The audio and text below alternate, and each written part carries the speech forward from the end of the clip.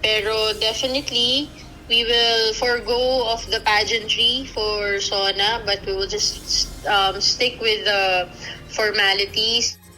Naglabas na ngayong araw ng memorandum ang tanggapan ni House Secretary General Reginald Velasco para sa mga miyembro ng House of Representatives. Ito ay matapos iapela ang simpleng pagdaraos ng State of the Nation Address o SONA ni Pangulong Ferdinand Marcos Jr. sa July 28 dahil maraming kababayan ang naapektuhan ng kalamidad.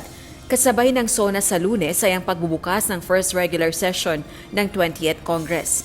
Sa inilabas na memo, required pa rin ang formal attire subalit hinihikayat ang House members na magsuot ng tradisyonal na barong at Filipiniana. Inabisuhan din ng mga itong iwasan na ang magarbong kasuotan. At binigyang diing wala nang isasagawang stage ceremonies, fashion coverage at photo setup. Maaari pa ring magkaroon ng panayamang House members sa mga kawani ng media alinsunod sa ipinatutupad na panuntunan.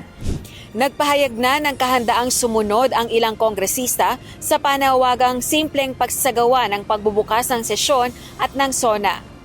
Tinanggal na rin ang red carpet sa North at South lobbies, pero mananatili ang red carpet sa main at rear entrance ng session hall.